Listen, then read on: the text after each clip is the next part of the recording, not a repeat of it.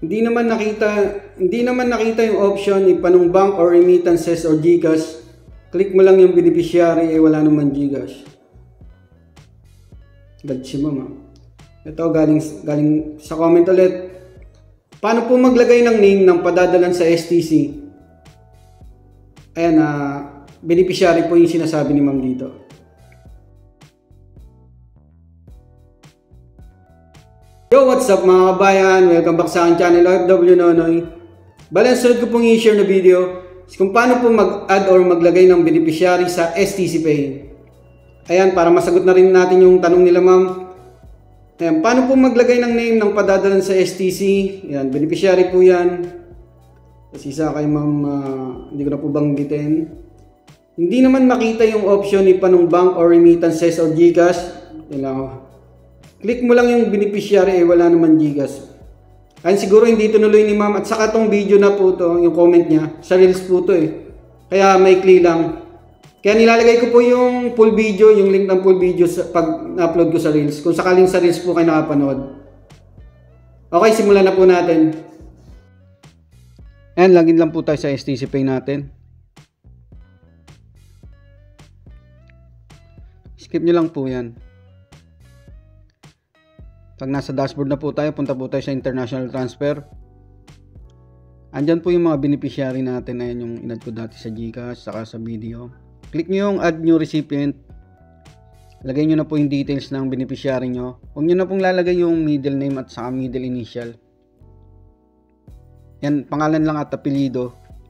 Okay na po yan. Tapos country, syempre Philippines.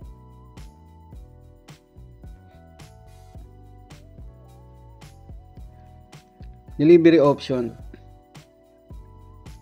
Yan, Western Union. Pag yung tao pong padadala nyo sa Western Union, nasa Pinas ha.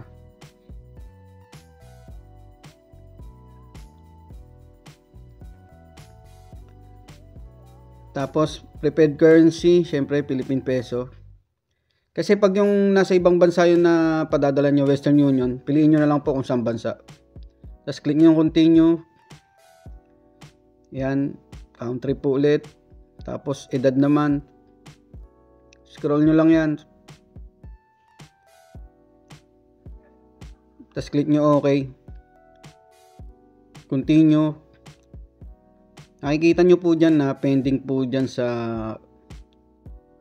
pending pa yan. May tatawag po dyan. Ayan. Check my beneficiary list. Yan. Nakalagay po pending. Tatawag na po yung STC Pay dyan. Sagutin nyo lang yan, i-answer nyo lang, tapos i-ano nyo yung keypad. Press 1 lang po palagi yan pag mag-add ng beneficiary. This is an automated call from STC Pay. To confirm adding Sundan nyo lang instruction dyan. On 3:55 AM, Thursday, February 29, 2024. To proceed, please press 1. Cancel. Yan, press 1 nyo lang. Okay na po yan. Kusa po yan na magko-close. Pabayaan nyo lang. Yan, approve na po siya. Makikita nyo po dyan. Check natin yung details. Ayan. Click nyo yung beneficiary details. Pangalan. Ayan, Western Union Cash Pickup. Nakalagay po sa ibaba. Balik po tayo sa international transfer. I-add naman po natin yung bank account naman. Yan, parehas na pangalan. Magkaiba lang po ng delivery option. Country, syempre Philippines. Delivery option. Transfer to bank account naman po tayo. Tapos continue. Double check nyo po yung lagi yung pangalan ha. Yung spelling. Ayan, bank name. Click nyo po yan. Alphabetical naman po yan eh. Nawala. Hanapin nyo na yung bangko nyo. Alphabetical po yan. Katulad po sa bangko ng Misco, RCBC. Dalawa yung pangalan ng RCBC. I-double check nyo na lang sa bangko nyo. I-confirm nyo muna kung ano po yung i-add yung bangko. Ayan, Rizal Commercial Banking Corporation po yung sinabi. RCBC, ayan. Kasi meron RCBC Savings Bank eh. Kaya yung RCB and Rizal Commercial Banking Corporation sa amin. Tapos account number, ilagay nyo na po yung account number nyo.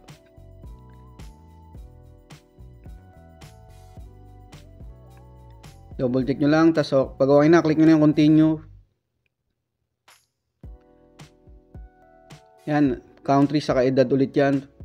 Katulad kanina. Yan, pinas forward ko na. Tapos continue. Ganun po ulit, pending po ulit yan. Tatawag ulit yung customer service ng STC Pay.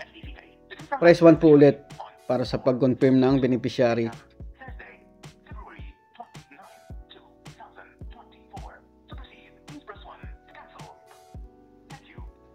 Parang palang ano. So ayan, okay na. I-check natin. Ayan, katulad yan, approve na parehas. Magkaibang ano po yan, delivery option, pero parehas na pangalan. Kaya mag-iingat po kayo sa pag-transfer. Bago po kayo magta-transfer, i-check nyo po muna lagi yung beneficiary details.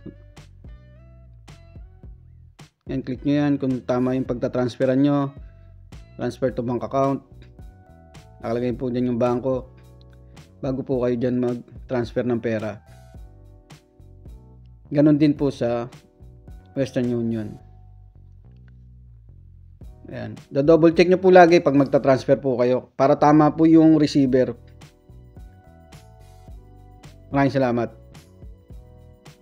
Ayan mga kabayan, maraming salamat. Sana nasagot ko yung mga katanungan nyo.